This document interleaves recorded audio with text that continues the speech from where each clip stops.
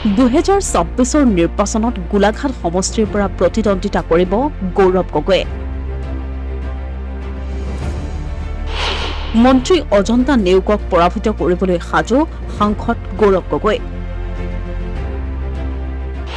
2024 নিৰ্বাচনত বিজেপিক পৰাভূত কৰাৰ ৰণনীতি কংগ্ৰেছৰ। সমাগত বিধানসভা নিৰ্বাচনত এঘৰি যুঁজিবলৈ সাজু হৈছে এতিয়া কংগ্ৰেছ। মন্ত্ৰী অজন্তা নেওগক পৰাভূত কৰিবলৈ এইবাৰ সাজু হৈছে সাংসদ গৌৰৱ গগৈ। খুদ কংগ্ৰেছ কৰ্মীয়ে সংবাদমেল আয়োজন কৰি প্ৰকাশ কৰিছে এই তথ্য। 2024 বিধানসভা নিৰ্বাচনত বিজেপিৰ অজন্তা নেওগৰ বিৰুদ্ধে প্ৰতিদ্বন্দ্বিতা আগবঢ়োৱাৰ সম্পূৰ্ণ সম্ভাৱনা আছে যোৰহাটৰ কংগ্ৰেছ সাংসদ গৌৰৱ গগৈ।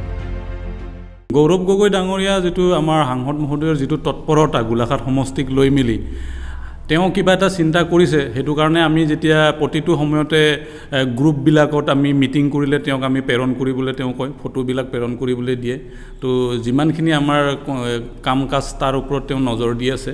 আৰু তেওঁ যদি মনত একো ভাবি থকা নাই তেনেকৈ হ'লেতো তেওঁ ইমান গুৰুত্ব নিদিলে হয় নিশ্চয়, কাৰণ তেওঁ লোকসভাৰ বিৰোধী দলৰ উপদলপতি, লগত যোৰহাট সমষ্টিৰ এজন সাংসদ আৰু অসমৰ এজন ভাল নেতা হিচাপে এটা সমষ্টিক লৈ তেওঁ ইমান ব্যস্ততা দেখুৱাটোত আমি নিশ্চয় তেওঁৰ পৰা আমি এটা ইংগিত পাইছোঁ। তেওঁ 26ৰ কাৰণে গোলাঘাটৰ পৰাই কিবা এটা চিন্তা কৰিছে আৰু আমি গৌৰৱ গগৈৰ নেতৃত্বতে ইতিমধ্যে কামবিলাক কৰি আছোঁ। গৌৰৱ গগৈ খেলিব বুলি আমি ৰাইজক কৈ আছোঁ আৰু গৌৰৱ গগৈ ডাঙৰীয়াও তেওঁকো আমি অনুৰোধো জনাইছোঁ আৰু তেওঁ হয়তো মনে মনে কিবা এটা ভবাৰ কাৰণে তেওঁ আমাক সাংগঠনিক অতি সোনকালে সংগঠনবিলাক ঠিক কৰিবলৈ অনুৰোধ জনাইছে।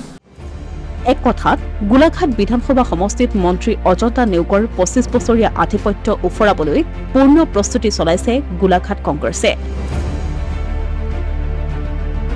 গোলাঘাট কংগ্ৰেছ কৰ্মীৰ দাবীৰ প্ৰতি সন্মান জনাই সাংসদ গৌৰৱ গগৈৰ 26ৰ নিৰ্বাচনত সমষ্টিটোৰ পৰা নিৰ্বাচন খেলিবলৈ মন মেলিছে।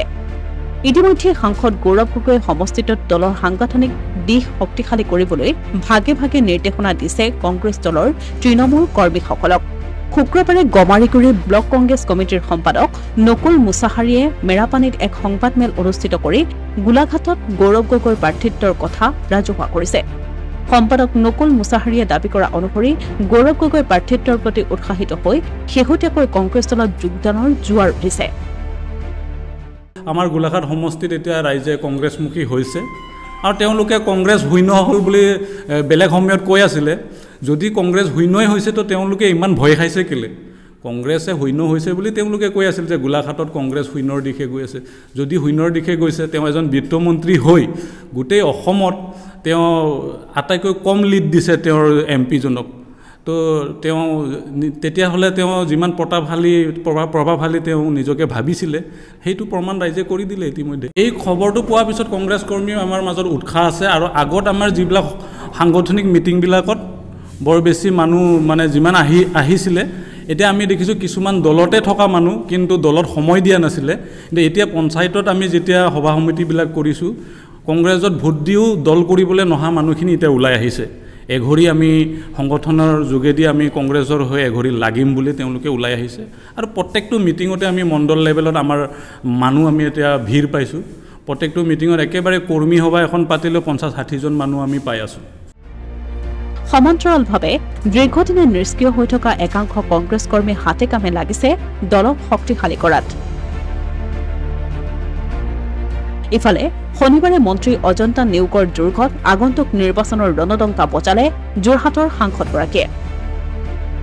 গোলাঘাটত শ শ কংগ্ৰেছ কৰ্মীক লগত লৈ বাইক ৰেলীত অংশগ্ৰহণ কৰা দেখা গ'ল সাংসদ গৌৰৱ গগৈ।